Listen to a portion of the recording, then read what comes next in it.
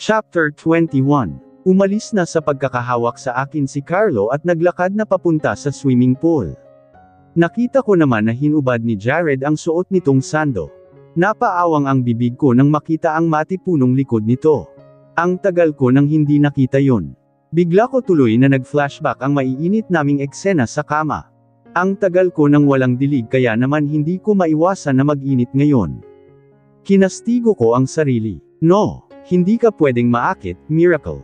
Naglakad na ako at nilampasan si Jared. Pakiramdam ko naman ngayon ay titig na titig ito sa akin. Kitang-kita ngayon ang legs ko dahil maikling short lang ang suot ko.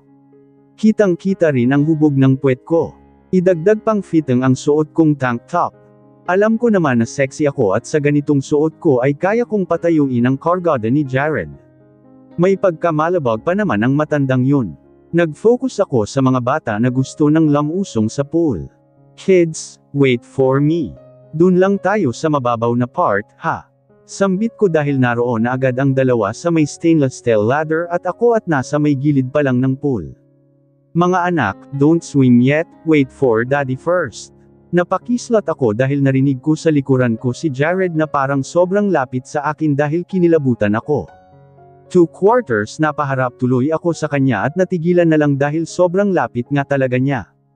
Nagtama ang mga mata namin at hindi ko maiwasan na ipakita sa kanya ang gulat ko. Let's swim now, baby. Pagkasabi ni Jared ay hinawakan niya ako sa braso. Parang nakuryente ang buo kong katawan sa ginawa niya. Bigla tuloy akong napahakbang paatras. Sa ginawa ko ay mas nakita ko ang dibdib niya. Napatingin ako dun at hindi ko maiwasan na mapatingin pa sa abs niya. My goodness. Napalunok ako dahil well-toned ang abs niya. Kagaya pa rin ng dati. Kung kanina ay nakaramdaman ako ng pag-iinit na makita pa lang ang braso niya ay parang mas nadagdagan naman ngayon. Normal na reaksyon lang naman ng katawan ito, lalo na at may nangyari na sa amin dati at alam ko kung paano ako pinaligaya ng katawan ni Jared. Alam ko kung paano siya mangromansa. You wanna touch it? Narinig kong sambit ni Jared. Nanlaki ang mata kong muling binaling sa kanya ang tingin. Nakikita ko ang pagnanasa sa mata niya. Humakbang pa ako paatras at hindi ko kinakaya ngayon ang paglalapit ng mga katawan namin. 2 atres pahakbang ang ginawa ko dahilan para muntik na akong malaglag dahil nasa dulo na pala ako ng swimming pool. Mabuti na lang at mabilis akong nahablat ni Jared. Hinapit niya ang baywang ko at hindi ako tuluyan na nahulog sa pool. Sa ginawa niya ay napasubsob naman ako sa dibdib niya. Naramdaman ko tuloy ang tigas ng dibdib niya pati na rin ang tibok ng puso niya. Hiniwahay ko ang mukha ko tiningala ko para makita ko ang mukha niya. Nakatingin siya sa akin. Do you feel it, baby ko? Paos na wika niya. Ang lakas ng tibok ng puso ko. Ikaw lang ang nagpapabilis ng puso ko, Miracle. Mas bumilis pa ang tibok ng puso ko. Hindi ko magawang alisin ang tingin kay Jared. Gwapong-gwapo ako sa kanya sa ganitong lapit ng mukha namin. Bigla napatingin si Jared sa labi ko na nakaawang ng konti. Hindi ko tuloy maiwasan na mapatingin din sa labi niya. Parang bigla tuloy na gusto kong pumikit dahil nang binaling ko muli ang tingin kay Jared ay tila inaantok ang mata niya at papalapit ang mukha niya sa akin. Mommy, Daddy, let's swim na po. Narinig kong tawag ni Ella. Bigla ako napabalik sa wisyo. Tinulak ko sa dibdib si Jared at inayos ko ang sarili ko. Tumalikod na ako sa kanya. Sobrang nag-iinit ang mukha ko. Kung hindi kami tinawag ni Ella ay naghahalikan na kami ngayon. Kahit anong saway ko sa katawan ko ay hindi ko mapigil ang attraction sa katawan ni Jared. Ang lakas naman kasi ng S3X appeal niya. Naglakad na ako papunta kina Ella at Carlo. Ramdam ko tuloy ang panginginig ng tuhod ko. Hanggang sa tuluyan na akong lamusong sa tubig at naramdaman ko ang lamig noon. Mababaw lang kung nasaan kami at dinikitan ko lang ang mga bata. Iniiwas ko ang tingin kay Jared na pilit na lumalapit sa akin habang nasa pool pero todo iwas ako. Wala pa na 10 minutes ay umahan na ako at nagpaalam na ihahanda na ang snack ng mga bata. Nag-prepare ako ng sandwich at gatas sa kanila. Ayaw ko na silang pakainin ng marami dahil marami naman silang nakain kanina. Nang matapos kong mag-prepare ay nagulat ako dahil umahan na rin pala ang mag-aama. Mommy, tomorrow na lang po uli kami mag-swimming. Sambit ni Carlo. Iniiwas ko ang tingin kay Jared na ramdam ko ang paninitig sa akin. Pero ang focus ko ay binaling ko lang sa mga bata. Inasikaso ko sila. Pinakain at pinainom ng gatas. Sobrang saya ko lang din dahil feast time na naging hands-on ako sa pag-aasikaso sa kanina bilang mommy at ang saya lang. Kumpleto pa rin ang araw ko kahit marami akong inis na naramdaman kanina. Matapos ay inasikaso ko ang mga bata hanggang sa makabihis na sila. Doon na rin ako sa kwarto nila nagbihis dahil naroon ang mga gamit ko. Hindi ko naman alam kung ano na ang ginagawa ni Jared na malamang ay naroon na sa kwarto na tutulugan namin. Nang matapos na kaming tatlo sa pagligo, bihis at toothbrush ay nag-blower muna kami ng mga buhok namin. Nanatili ako sa kwarto ng mga bata at pinatulog muna sila. Hanggang sa pumasok si Jared sa kwarto. Bagong ligo siya at mukhang fresh. Lumakad si Jared patungo dito sa kama. Dalawa ang kama at narito ako sa dulong kama kung saan nakahiga si Carlo at hinihimas ko ang buhok nito. Sa isipin na patulog na kami at mukhang may binabalak si Jared ay hindi ko na maintindihan ang katawan ko. Kung ano-ano na ang pumapasok sa isip ko. Nagkalapit lang ang katawan namin kanina ay nagulo na ang sistema ko. Paano pa kaya kapag nasa isang kwarto na kami at nilapitan niya uli ako? Tumayo ako nang nakita ko si Jared na nakarating na sa kama ni Ella. Hinalikan niya sa noo ang bata at matapos ay akmang papunta na dito naman kay Carlo. Nilagpasan ko siya nang nagkasalubong ang mga katawan namin. Tapos ko na naman nabigyan ng good night sleep si Ella kaya dumiretso na ako sa pinto para lumabas. Hindi ko naman naramdaman ang pagsunod niya sa akin. Nagdalawang isip ako kung doon na lang sa sofa sa labas ng mga kwarto matutulog. Maluwag naman yun at feeling ko ay komportable akong makakatulog doon. Pero naiisip ko ang mga bata. Paano naman kung magising sila at mahuli akong doon natutulog? Kanina ay na-witness ko na kung paano sila mag-tantrums. Sinasamantala pa ni Jared ang sitwasyon. Sa huli ay lumakad ako papunta sa kwarto kung saan kami matutulog ni Jared. Pinahihit ko ang doorknob at bukas naman yun. Tumambad sa akin ang magiging kwarto namin ni Jared. Napalunok agad ako nang makita ang kama bago pumasok sa loob at isara ang pinto. What the heck? Mas malaki pa ang kama ko. Kasya naman kaming dalawa ni Jared dun pero kapag nagtabi kami ay sigurado na malapit ang distansya namin. Kapag nasa kasarapan pa kami ng tulog ay malamang na magyakapan pa kami. Wala naman na ibang mahigan dun. Wala man lang na flat sofa. Meron akong nakita na parang sofa pero iba ang hugis. Parang hugis ng lounge chair pero mas makerba. Ewan ko kung upuan yun. Wala rin akong nakitang closet sa kwarto. So wala akong mapagkuhanan ng panlatag sa hig kaya sa kama talaga ang higaan. Napailing na lang ako dahil no choice na. Unless si Jared ay matulog sa sahig ng walang sapin. Naramdaman ko ang pagbukas ng pinto.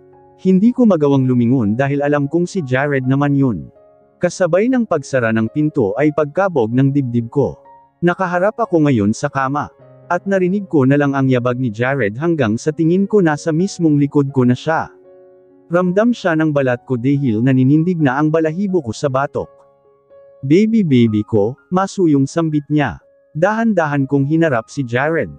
I guess wala na rin naman akong choice kung hindi ang kausapin siya. Mapoprolong lang ang bigat sa dibdib ko. Pero parang ang rupok-rupok ko naman kasi kapag ngayon agad. Jared, sa labas na lang ako matutulog. Sambit ko.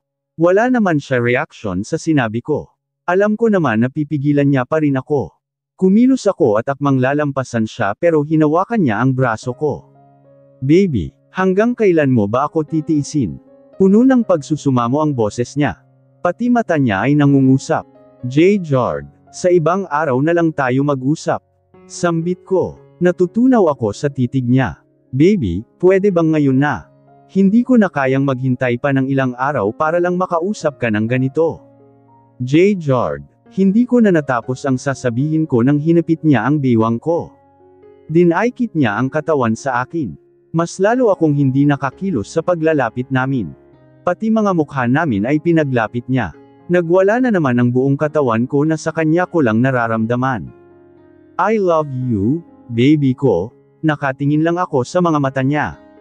Hindi ko alam kung bakit biglang nalulusaw na ang galit ko sa kanya. Siguro ay dahil nailabas ko na ang lahat ng sama ng loob ko nitong nakakaraang araw. Lang beses ko na rin siya nasample at nasaktan, lang beses ko na sinabi sa kanya lahat ng dinanas kong sakit. Ilang beses na rin siyang humingi ng tawad at lumuhad pa para patawarin ko. Umiyak na rin siya at kung ano-ano ang ginawa para lang makausap ako. Buhay naman si Carlo, walang dahilan kung magtanim ako ng galit. Nag-heal na kahit papaano ang sugat ko. At si Carlo, malaking tulong siya sa akin. Hindi ko rin kayang saktan ng anak ko na makita kaming hindi complete family. Mahal niya ang daddy niya at nakita ko kanina dun sa playground kung gaano siya kasaya. Kapag sinaktan ko si Jared ay para ko na rin sinaktan ang anak ko. Hindi maramdaman ng mata ko na naluluha, hindi gaya ng nakakaraan na kaharap ko lang siya ay naiiyak na ako dahil naaalala ko kung paano niya ako sinaktan. Kahit ayokong maging marupok ay kumokontra na ang puso ko. Kaya nang hinaplos ni Jared ang pisngi ko ay hindi ako kumilos. Hinayaan ko lang siya, tila lumakas naman ang loob niya. Napansin ko na lang na lumamlam ang mata niya at dahan-dahan na bumaba pa sa mukha ko. Mas lumakas ang tahip ng dibdib ko hanggang sa namalayan ko na lang na nakapikit na rin ako nang maglapat ang mga labi namin. Dampang halik ang binigay sa akin ni Jared. Kusang gumalaw ang kamay ko at napahawak sa dibdib niya at naramdaman ko agad ang tigas noon. Naramdaman ko na lang ang paghimas niya sa likod ko. Sa ginagawa niya ay nabubuhay ang init sa katawan ko. Gumalaw ang labi niya. Ngayon ay binubuka na niya at sinisipsip ang labi ko. Sobrang bango ng hininga niya. Ang sarap ng halik niya. Kagaya pa rin ng dati. Unti-unti ko nang naramdaman ang gigil ng galaw ng lips niya. Salaita na niyang sinisipsip ang ibaba at itaas kong labi. Inawang ko pa ang labi ko at sa ginawa kong yun ay naramdaman ko ang pagpasok ng dila niya. Hindi nagtagal ay ginalugad na noon ang loob ng bibig ko. Inaalipin na naman ako sa sarap ng halik niya at magkasing pusok na ang galaw ng labi namin. Nag-espadahan na ang mga dila namin. At ngayon pa lang ay parang alam ko na kung saan kami patungo. 6 na taon na rin ang huling ipinaranas sa akin ni Jared na patirikan ang mata ko sa sarap. Nawala na bigla ang tungkol sa usap-usap. Parang pareho na nagkasundo ang katawan namin na pawiin na lang ang init ng katawan. Ang lakas ng tunog ng laplapan namin. Kulang na lang ay higupin ni Jared ang loob ng bibig ko. Panipi. Jared, tanging usual ko sa kabila ng paghahabol ko ng hininga. Doon ko lang na-realize na ang tagal din namin na naghalikan dahil parang nanggapal na ang labi ko at naubos na ang oxygen ko sa katawan. Pero parang bitin pa ako. Sa bango ng hininga naming dalawa ay ang sarap lang magpalitan ng laway. Baby, I love you. I love you. I love you. Paulit-ulit na banggit ni Jared habang pumapaypay pa ang hininga niya sa akin. J. Jard, honest ko. Are you just going to say my name, baby ko? Hindi ka ba mag-I love you pabalik? Tanong niya na nilagay na ang magkabilang palad sa pisngi ko. Hindi kagaya kanina na mukha pa siyang stress kung paano na naman ako ay approach. Biglang may kislap na ang mga mata niya. Gusto nang kumawala ng malapad niyang ngiti pero nagpipigil pa. Hindi pa tayo okay, Jared. Nahihiyang sagot ko. Pero deep inside ay nagpapabeb na lang ako. Alam ko naman na tinitigasan na siya at gagawin niya ang gusto niya. But your kisses are saying something different, baby ko. I feel that you want me as much as I want you. Nakagat ko ang ibabang labi ko. Sa ginawa kong yun ay nabaling ang tingin niya, lang sandali ay hinalikan na naman ako ni Jared pero sandali lang yun at bumitaw rin siya agad. For the past 6 years ay ikaw at ikaw lang ang babaeng gusto kong angkinan, baby. Puno ng pagnanasang sabi niya. I miss you so much. I miss your hugs. I miss your kisses, your body, I miss pleasuring you. I miss everything about you. 6 years na akong tigang, baby ko. Kaya humanda ka sa akin ngayon. Tsaka na tayo mag-usap ng masinsinan. Let's make love first. Hindi na ako nakapalag pa nang muling sinakop ni Jared ang labi ko. Wala rin akong balak pumalag. Ramdam ko na mas nanggigil pa siya compare sa ginawa naming halikan kanina. Sobrang lakas na ng loob niya na angkinin ako dahil wala nang pagtutol sa katawan. Sobrang nag-init ang pakiramdam ko sa kabila ng malamig na temperature dito sa loob ng kwarto. Sa halik pa lang ni Jared ay nakakawala na ng wisyo. Hanggang sa naramdaman ko ang pagkiskas ng matigas na sandata sa loob ng short niya. Napaangat naman ang puwet ko kasabay ng pag-arko ng likod ko nang biglang dinilaan ni Jared ang tipan ko. Hindi ko maiwasan na mura sa tindi ng kilati ko. Namilipit agad ang paa ko kasabay ng pagtirik ng mata ko. Kainin na kita baby, pagkasabi ni Jared ay narinig ko na lang ang pagkawasak ng tipan ko. Nang nilinggan ko siya ay nakita kong dinilaan niya pa yun bago itapon sa labas ng kama. Napasabunot na lang ako sa buhok niya nang mabilis na isinampay ang isa kong hita sa may balikat niya. Sobrang nakabakaka na tuloy ako, kita niya ang mani at kweba ko. Napahiyaw na lang ako sa sarap ng maramdaman ang bibig ni Jared na kinain nga ang pempem ko. Nagsimula nang tumirik ang mata ko nang nilero-laro ng dila niya ang mani-mani ko at hindi pa nakontento ay pinatigas nito ang dila habang tinukso ang lagusan ko na nagel-alawa na. Dahil sa sarap na pinaparanas niya sa akin. Nagpabelang-belang ang ulo ko. Dila pa lang ni Jared ay binabaliw na ako sa sarap. Sa tindi ng paglaplap niya sa pempem ko ay naririnig ko pa rin ang salpukan ng dila niya at ng talaba ko. Mas matinding sabunot tuloy ang nagawa ko sa buhok ni Jared. Doon ako kumuha ng lakas dahil nanginginig na ang kalamnan ko sa sobrang sarap. Sakop na sakop pa ng buong mukha ni Jared ang malawak kong pempem at bahagya ko pang naididiin ang mukha niya sa garden ko. Matindi ang kapit ni Jared sa isa kong balakang at ilang sandali pa ang naramdaman ko na ang isang palad niya sa may ibabaw ng puson ko. Sunod-sunod na hiyaw ko nang nagsimulang ikiskis ni Jared ang dalawang daliri sa may mani ko habang inuulos ang dila sa may lagusan ko, pati puwet ko ay gumagalaw sa tindi ng nararamdaman. Sinasalubong ko na ang pag-ulos ng dila niya. Ang isang kamay ko ay tinanggal ko sa pagkakasabunot sa buhok ni Jared at napalamas ako sa sarili kong papaya. Dahil binabaliw ako ng lalaki ko dahil sa galing niyang kumain ng tahong. Tila sinunod naman ako ni Jared at binilisan pa ang pag-ulos ng dila sa bakana ko habang sabayang nilalaro ang mga pisngi ng pempem ko pati na rin ang mani ko. Ang lakas ng ungol ko at parang mas ginanahan pa si Jared sa naririnig. Ilang segundo lang ay ramdam ko na ang namumuong tensyon sa puson ko. You make me the happiest man tonight, baby ko. I swear to God, I'll never waste this chance you've given me. I love you and promise to love you until my last breath. Kasama mo akong tatanda. Napupuno ng labis na saya ang puso ko sa mga narinig sa kanya. Niyakap ko ang mga braso ko sa leeg niya. I love you too, Jared. Pati ang mga bata, mahal na mahal ko.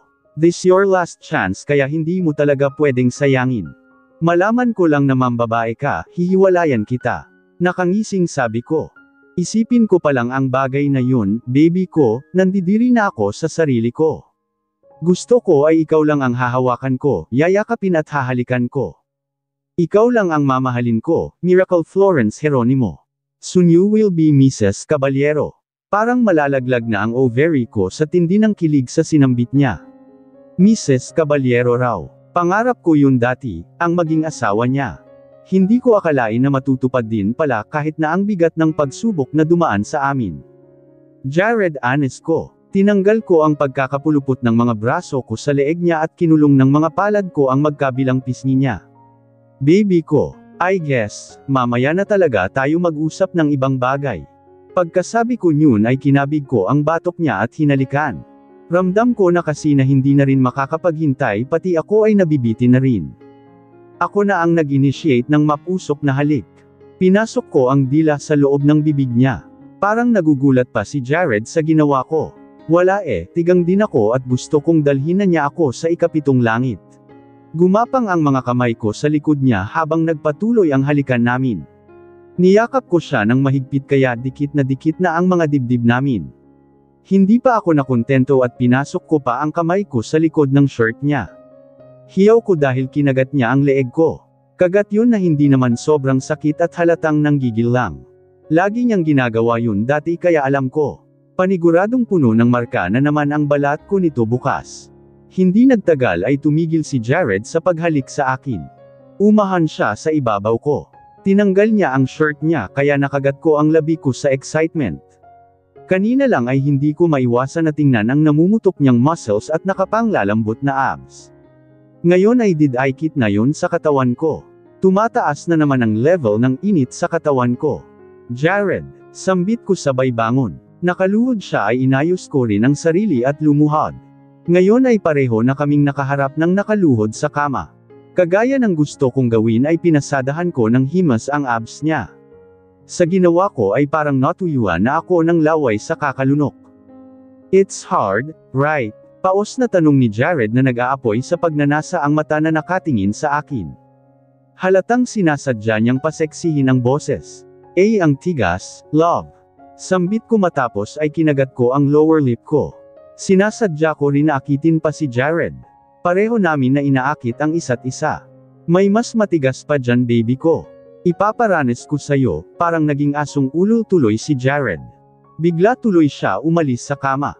Nanlaki na lang ang mata ko nang hinubad niya ang short niya. Ngayon ay bigla tuloy akong natakot nang nakita ang brief niya na namumutok sa laki dahil parang may dragon na gustong kumawala doon. Ang tagal na nang huli kaya paniguradong masikip na naman ang pempem ko. Bago pa ako makagalaw ay hinayla na ako ni Jared para makakababa sa kama. Nagpatianod na lang ako. Nang makababa ay niyakap niya ako. Sinadyang iparamdam sa akin kung gaano katigas ang anaconda niya. Kinikiskas niya na ang kargada sa akin. Sobrang init ng mga katawan namin sa kabila ng lamig ng paligid kahit na halos hubad na ang mga katawan namin. Jared napahigpit ang yakap ko sa kanya. Naramdaman ko na lang ang pagluwag ng yakap niya sa akin. Ilang sandali pa ay dinakmo niya ang magkabila kong puwet at inangat ako. Binuhat niya ako kaya napahigpit ang yakap ko sa leeg niya. Tuldok. Yumukod si Jared at inaayos ang porma ng paa ko. Nilagay niya sa magkabilang side ang mga paa ko at tinapak sa lapag. Sa itsura ko ngayon ay bukang-buka ako. Hindi ko alam kung makakaramdam ako ng hiya o ano. Pero pamwesto si Jared sa harap ng chair. Sa mismong tapat ko pa kaya nakikita niya sigurado ang lagusan ko. Akmang tatakpan ko yun pero agad siyang yumukod at pinigil ang kamay ko. Don't, baby. Mas maganda ang view kapag hindi mo tatakpan. You're so beautiful and sexy, Mira. Lalo akong tinitigasan sa'yo. Ngumisi pa si Jared at muling umayos ng tayo. Napaawang na lang ako sa sunod niyang ginawa. Hinubad niya ang brief niya at parang spring yun na sumaludo sa akin. Napalunok ako. Bakit parang mas lumaki yun? O dahil ang tagal namin na hindi nagkita at hindi na ako sanay sa laki noon. Do you miss this, baby ko? Narinig kong tanong niya at nakita kong hinawakan niya at itinaas baba ang kamay niya doon. Hindi ko na magawang tingnan pa si Jared na alam kong malagkit ang tingin sa akin. Napansin ko na lang ang paglapit ng batute niya. Humakbang na siya. Bukang-buka ang mga binti niya dahil ang mga paa niya ay nasa magkabilang side na ng chair.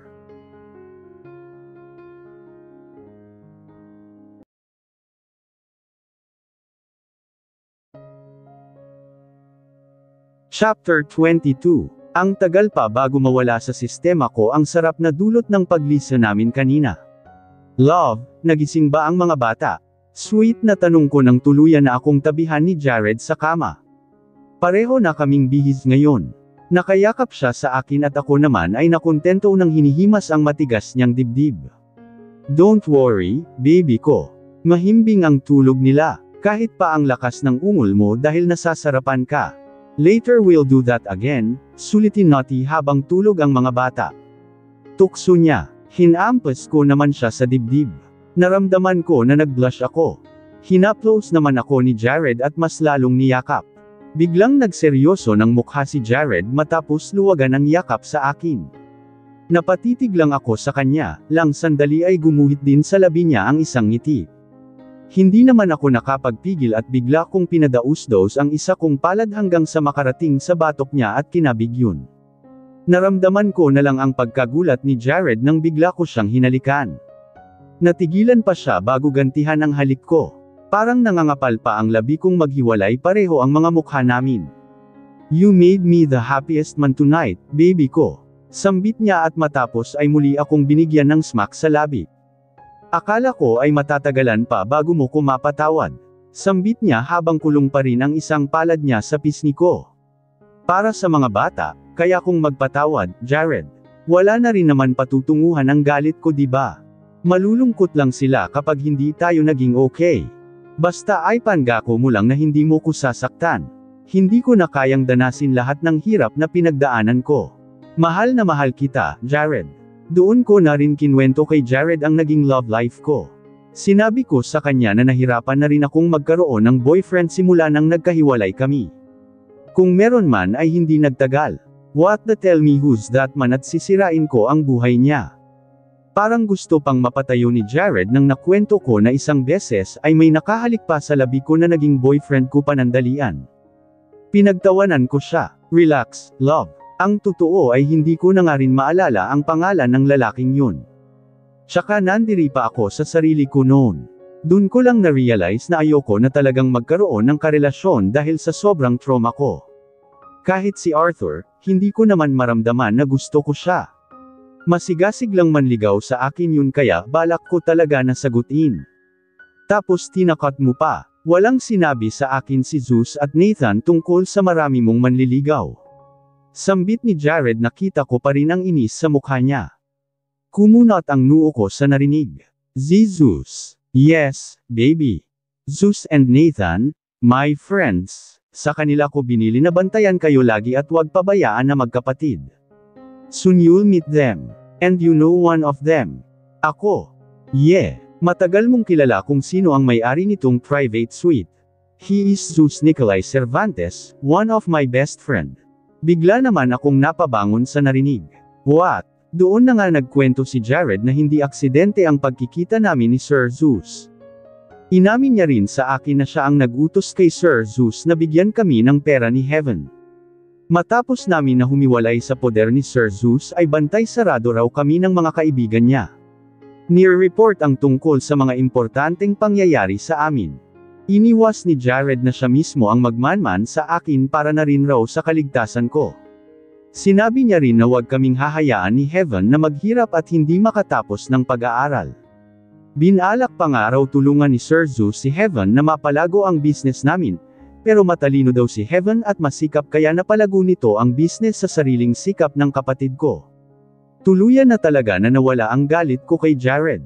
Mas lalong naluso nang nalaman ko na hindi niya kami pinabayaan ni Heaven. Thank you, Jared, at least hindi mo kami pinabayaan na magkapatid. At ang importante ay ligtas si Carlo. Ligtas ang anak natin. Mas mahal kita, Miracle. Please marry me. Biglang propose ni Jared. Suck. Hindi mo man lang ba ako isu-surprise sa proposal mo? Kinurot ko naman ang matangos na ilong ni Jared. Well, doon sana sa hot air balloon, baby. Nakaplano na yun kasabay ng pag-amin ko tungkol kay Carlo. But unfortunately ay galit na galit ka sa akin. Pag-amin naman niya. Ngumiti ako kay Jared at niyakap siya. Maraming halik pa ang pinagsaluhan namin ni Jared. Parang gusto pa nga niyang umiskor sa akin kung hindi ko lang pinigilan at hindi ko na rin kakayanin dahil sa tindi ng pagod ko. Nang gabing yun natulog ako nang may ngiti sa labi sa piling ng lalaking pinag-alayan ko ng pag-ibig ko. Wala na akong hihilingin pa dahil bukod sa buhay at kasama ko ang anak ko, ay natupad ang pangarap ko 6 years ago na maging asawa ng unang lalaki na nagturo sa akin kung paano magmahal ng wagas. Daddy, nakapag-usap na ba kayo ni Mommy? Narinig kong tanong ni Carlo. Hindi ko tuloy binuksan ng husto ang pinto sa kwarto nila. Yes, anak, Mommy and I talked a lot. Mabuti na lang at mahimbing ang tulog nyo. Ang ingay kasi kausap ni Mommy. But I'm really happy kasi bati na kami. We're a happy family now. Magpapakasal na kami. Yehey! Yehey! Kids, soon may ipapakilala ako sa inyo, ha? I hope you will love her as much as you love me and Mommy. Parang natunaw naman ang puso ko sa narinig dahil sobrang saya ng mga anak ko. Naririnig ko pa ang paglundag nila. At napakasaya ko para kay Jared. Alam kong makumplito na talaga ang pangarap niya at si Celine ang tinutukoy nito. Akmang bubuksan ko na ng todo ang pinto. Mabuti at magaling po ang acting namin, Daddy. Lahat po ng nasa script niyo ginawa namin. Narinig kong sambit ni Ella. Natigilan tuloy ako sa akmang pagpasok. Acting. Script. Yes. You both are great child actor and actress. May reward sa inyo si Daddy.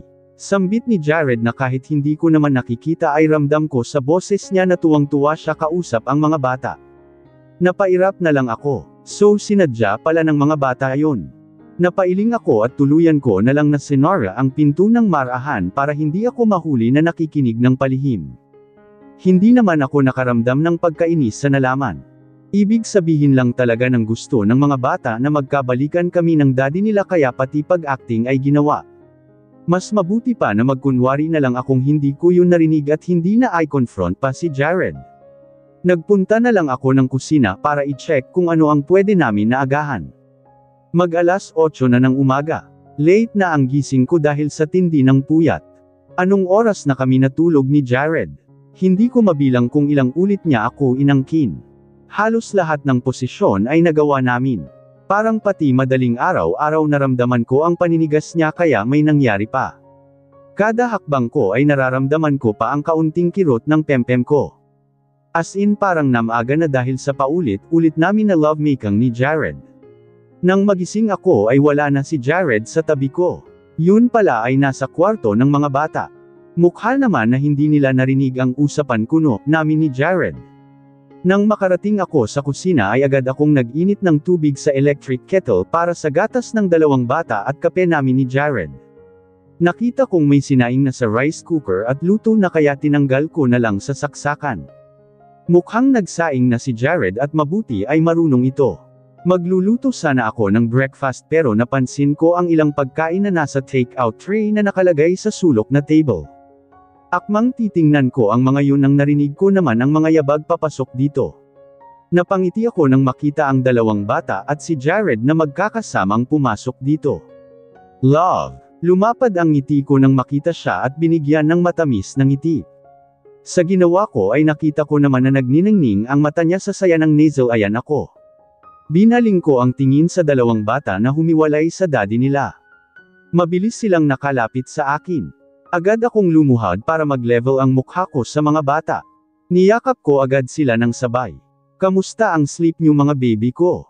Sweet na tanong ko, mahimbing po ang sleep namin, mommy. Sagot ni Carlo, mommy, what's on your neck po? Bakit po may sugat kayo? Binaling ko naman ang tingin kay Ella na nanlalaki ang mata. Bigla akong napahawak sa leeg ko. Naramdaman ko na namumula ang pisngi ko. Alam ko kung ano ang tinutukoy ni Ella. Love bites yun. Hindi lang sa leeg ang meron ako. Halos buong upper body ko ay may marka ng tiningnan ko kanina sa salamin. Bigla ko tuloy tiningnan si Jared na nakangisi ngayon. Tumayo ako at sinaman muna siya ng tingin sandali para hindi naman ako mahuli ng mga bata. May kumagat lang sa akin na malaking insekto, mga anak. Mabuti pa at magpunta muna kayo dun sa may sala. Doon na tayo kakain ng breakfast, ha? Opo, mommy. Sambit ni Carlo na tinalikuran na ako at sumunod sa sinabi ko. Sinundan naman siya agad ni Ella. Si Jared naman ay hindi tuminag at nakangisi pa rin sa akin. Ako na mismo ang lumapit sa kanya at kinurot siya sa tagiliran. Bigla niya naman na kinabig ang bewang ko. Napahawak ako sa dibdib niya. Napalunok ako ng laway dahil sa lapit ng mukha namin. Amoy na amoy ko agad ang hininga niya. Dam ako tuloy ang tingin ko sa labi niya. Nakaawang ng bahagya ang bibig niya. Parang inaaya ako na halikan siya. Nang muli kong binaling ang tingin kay Jared ay nakatingin na rin siya sa labi ko. Hanggang sa naramdaman ko na lang na binitawan niya ang hawak sa bewang ko. Hinawakan ng isang kamay niya ang batok ko habang ang isa naman ay humaplo sa pisngi ko. Mabilis na tinawid ni Jared ang pagitan ng labi namin. Ilang sandali lang ay nagsasalo na kami sa matamis na halik. Parehong fresh ang hininga namin at nag-enjoy kami sa palitan ng laway habang naglalaplapan, lang sandali pa ay naging malikot na rin ang galaw ng palad ni Jared. Naramdaman ko na lang na nasa loob na ng shirt ang palad niya at pinasok pa. Puntahan mo na ang mga anak natin. Kailangan na nilang kumain. Saway ko, pakainin na natin sila. Para manahimik muna sila at ikaw ang kakainin ko. Ngumisi si Jared sa akin. Hinampas ko siya sa dibdib at matapos ay tinulak na talaga siya para tuluyan ng humiwalay sa akin. Kapag hindi ko yun ginawa ay baka sa iba pa mapunta ang simple naming pagdidikit. Ikaw talaga, love. Ang heret-heret mo. Napansin na nga ng mga bata ang kagat mo, dadagdagan mo pa. Ang sarap mo kasing harutin, baby ko. Napailing na lang ako humiwalay na ako ng tuluyan at tiningnan na pagkain na nasa food tray. I'll help you, baby ko.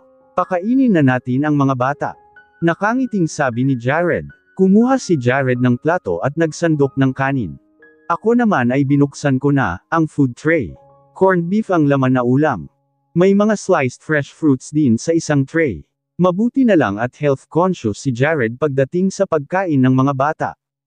Ayoko kasi na nag-uulam ng hotdogs or frozen food ang mga bata dahil cancerous yun. Si Jared na mismo ang nagdala ng pagkain ng dalawa papunta sa table. Kasunod naman ako na dala ang gatas. Inilapag namin ang breakfast ng dalawa sa may table dun sa may sofa. Kids, kumain kayo ng marami, ha? Narinig ko pang sabi ni Jared nang nakatalikod na ako para naman magtimpla ng kape namin at ihanda ang breakfast para sa amin. Nang makarating naman ako sa kusina ay kumuha na ako ng baso. Pati ng coffee na nasa sachet at nilagay sa baso. Akmang pupuntahan ko naman electric kettle ay biglang pumasok si Jared. Nagulat ako nang makalapit siya sa akin ay bigla niya akong hinalikan. Sobrang pusok na halik. Buti na lang at wala akong hawak na baso at hindi ko pa rin nahawakan ang kettle. Kung hindi ay nagkapaso-paso na kaming dalawa, baby ko. Punta muna tayo sa room sandali. Sambit ni Jared matapos akong halikan. Pinanlakihan ko ng mata ang lalaki. Jared, ano ba? Kumakain lang ang mga bata. Saway ko. Bigla naman akong kinabahan dahil baka mahuli kami kung sakali. Don't worry, baby ko. I instructed them to eat slowly. Uubusin din nila ang milk nila at mainit yun kaya matatagalan sila. Paisang round lang, please. I wanna eat you. Ikaw ang gusto kong breakfast. Hindi ko alam kung matatawa kay Jared o ano. Kita ko sa mata nito ang pagmamakaawa na makascore. Grabe ang pagkatigang niya. Hindi na nagsawa sa magdamag namin. Hinawakan ni Jared ang kamay ko. Akmang maglalakad na kami nang bigla naman may cellphone na nagring. Huminto siya at kinuha ang cellphone na nasa bulsa niya. Wait, baby, it's Ray. Baka may sasabihin lang. Sinagot ni Jared ang tawag. Hello, Ray. Yes. Sandaling tumahimik si Jared at nakinig sa kausap. Napansin ko agad ang pag-iba ng itsura niya. Parang hindi maganda ang sinabi ni Kuya Ray mula sa kabilang linya. Bring Celine to safe place. Utusan mo lahat ng tauhan na bantayan si Celine at pati na rin si Lolo na nasa mansion. Walang may alam na narito ako. We're safe, pero magpadala ka na rin ng ilang tauhan. Lilipat kami ng lugar na pupuntahan. Kumunot na lang ang noo ko. Ilang usapan pa ang narinig ko kay Jared at Kuya Ray. Puro sunod-sunod na bilin si Jared hanggang sa binaba niya ang tawag. Tumingin si Jared sa akin matapos. Puno ng pagtatanong naman ang mata ko. Anong nangyari? Tanong ko nang tila ayaw sabihin sa akin ni Jared ang dahilan kung bakit nag-iba ang mood niya. Kuya Henry escaped from prison. Sagot ni Jared, dahilan para kabahan din ako. Hindi ko pa pala nasabi kay Jared na ang sumaksak sa akin at kay Celine dati ay may kaparehong tato ng gaya kay Henry. Mukhang delikadong tao nga ito. Don't worry, baby. We're all safe. Sambit ni Jared sa akin matapos kong matigilan dahil sa narinig mula sa kanya na nakawala sa kulungan si Sir Henry. Narinig ko rin ang buntong hininga niya. I know he doesn't have any idea na ako ang dahilan kung bakit nabisto ang illegal nilang negosyo. I'm just worried na balikan niya ako kapag nalaman niyang binente niya ang kumpanya na pinatayo ni Daddy. He's the co at hindi siya papayag na hindi makinabang sa proceeds ng kumpanya. Pero wala na siyang makukuha dahil lahat ng pinagbentahan ay na-donate na sa foundation. Dagdag pa niya, paano kung saktan niya ang mga anak natin, love? Iniisip ko kung siya ba ang kumidnap kay Celine dati kaya nadamay rin ako at nasaksak niya. Ayoko man na sabihin at dagdagan pa ang iniisip ni Jared ay hindi ko naman maiwasan na sarilinin na lang yun. Si Jared naman ang natigilan sandali. What? Kumunot ang noo niya. Kasi nang nakita ko sa TV ang tattoo niya sa leeg, hindi ako pwedeng magkamali ganon ang design ng tattoo ng kumidnap sa amin ni Celine. Posible na siya ang sumaksak sa amin. Hindi naman nakapagsalita si Jared. Lang segundo pa ang nakalipas bago siya nagsalita at nakita ko ang galit sa mukha niya. Are you really sure, baby? Tumango ako, hindi ako pwedeng magkamali, love. Kahit matagal na yun ay natatandaan ko pa rin. It's him. Henry, sambit ni Jared na matalim na ang tingin tuloy. That tattoo. It's a symbol of the organization. Lahat ng member noon ay may tattoo na ganon. Ang daddy ni Cindy at daddy ko ay sa dibdib nakalagay ang tattoo na yon. Lahat naman ng tauhan ay nasa braso ang tattoo. Tanging si Kuya Henry lang ang nakalagay sa may leeg niya. But, pero ano, love. Ang alam ng lahat ay patay na si Celine. Kaya nagtataka ako na binalak niya pang patayin ang anak ko. Pero isa lang ang sisiguraduhin ko. Magbabayad siya sa ginawa niya kay Celine, pati na rin sayo. Nawala na ang nakita kong galit sa mukha ni Jared. Nilapit niya pa ang katawan sa akin, kinulong ng magkabilang palad niya ang mukha ko. Walang pwedeng manakit sa iyo at sa mga anak ko, baby. Kahit sino man sila, dadaan muna sila sa bangkay ko bago nila kayo masaktan. Napayakap na lang ako sa katawan niya kaya nagdikit ng gusto ang mga dibdib namin. Jared, thank you for protecting me, pati si Carlo. Now I realize how much you love me. Matinding sakripisyo ang ginawa mo para lang maligtas kami, lalo na para kay Carlo. Dahil sa ginawa mo, buhay pa ang anak natin, kahit nakapalit noon ay pareho tayong nagdusa. Puno ng emosyon na sabi ko, yeah, baby ko, kaya hindi ko nahahayaan na pareho tayong magdusa. I will protect our family. Pagkasabi ni Jared noon ay pinaikit na niya ang mata niya para halikan ako. Nahawa na lang din ako sa ginawa ni Jared. Masuyong halik ang ginawad ni Jared sa akin hanggang sa maramdaman ko na lang na lumalim yun. Wala na akong nagawa kung hindi gantihan ang halik ng mahal ko. Naglakbay na lang ang palad ko sa dibdib niya hanggang sa naramdaman na rin ng katawan ko na naglalakbay ang palad niya mula sa pingi ko papunta sa leeg at bumaba pa sa may balakang ko. Patuloy ang halikan namin ni Jared. Mas naging mapusok ang galaw ng mga labi namin. Matapos namin magpahinga ng ilang minuto para pawiin ang pagod namin ay pinuntahan namin ang mga bata. Muli pa silang nagtanong kung nag-away ba kami pero pinakita namin sa mga ito ang sweetness namin. Lumipas ang araw na yun na todo bonding kaming family. Sobrang saya ko. Wala na rin naman akong mahihiling pa kung hindi ang ganitong klaseng pamilya.